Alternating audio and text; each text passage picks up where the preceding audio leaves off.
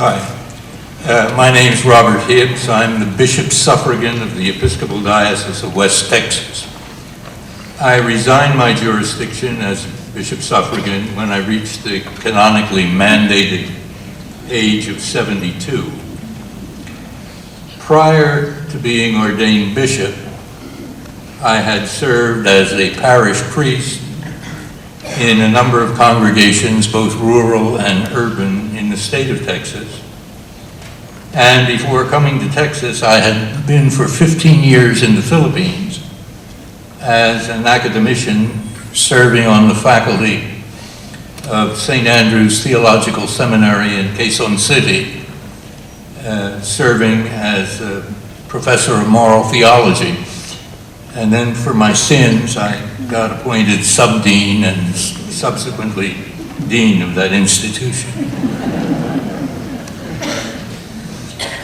I looked at the record of the General Convention of the Episcopal Church, and I got back as far as 1959, and then I ran out of steam. But since 1959, the Episcopal Church has had a consistent policy of opposition to the death penalty, enunciated at successive general conventions since that year.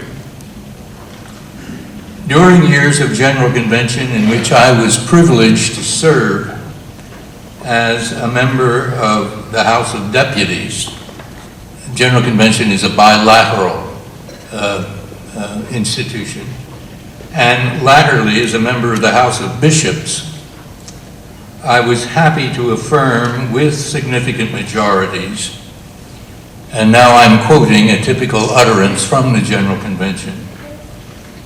The General Convention urged provinces, dioceses, parishes, missions, and individual members of this church to engage in serious study on the subject of capital punishment and worked actively to abolish the death penalty in their states. So there's never been any dissonance between my own position and that of the Episcopal Church on this issue. Having said that, the formation of my own personal opposition to the death penalty was nurtured by long evening conversations during the time when I was an undergraduate, when I was a seminarian, and subsequently as a ordained graduate student with no less than my late father-in-law, Merle Alexander. And he was a distinguished former director of the Federal Bureau of Prisons under the late Robert Kennedy, who was the Attorney General at the time. And Dad was also a United Nations consultant on crime and corrections, and towards the end of his active career, university professor at Southern Illinois University and the University of Florida. And sometimes, to the despair of my future mother-in-law and my wife, who was turned out to be my wife, Dad Alexander and I would sit up late at night, perhaps consuming a little scotch, and just go round and round and round about death penalty. Dad was an experienced, informed, and outspoken opponent of the death penalty. And it was with him in these night watches that I undertook to examine the issues of justification of the death penalty, rehabilitation. I'll never forget one night we were talking about, if you put somebody to death, that pretty well knocks out the possibility of rehabilitation. And then Dad just broke out and he said, and now I'm quoting him, remember he's distinguished, Hell, he said, most of the people I know don't need to be rehabilitated. They've never been habilitated in the first place. Retribution, prevention of capital crime, deterrence, the significant issues of addiction, discrimination, the economics of long-term incarceration versus lengthy appeal processes, and the very significant issue of access to competent legal representation.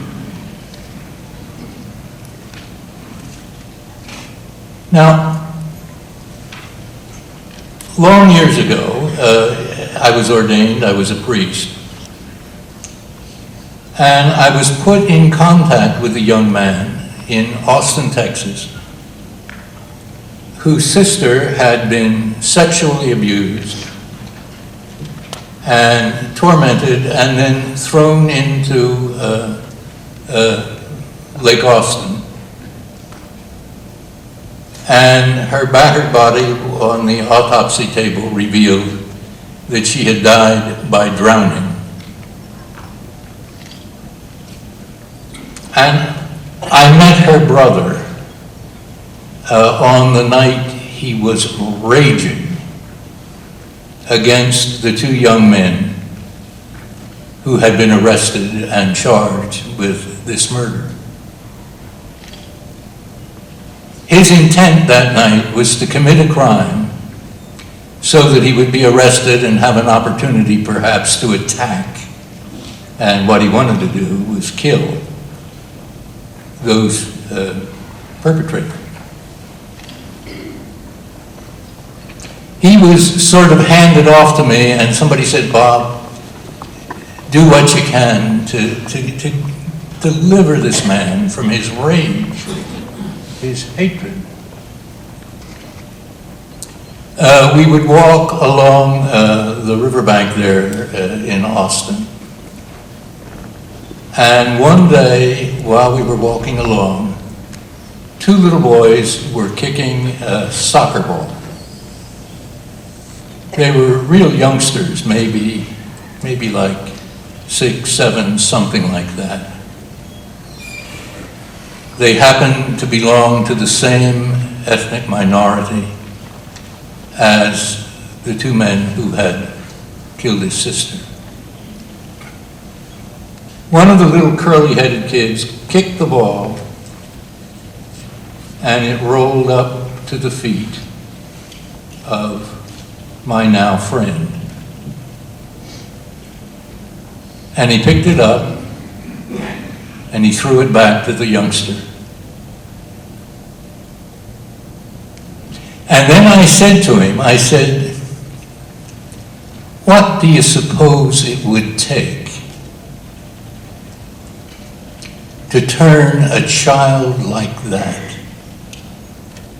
into the men who tormented and killed your sister? And he wept, and he began to heal.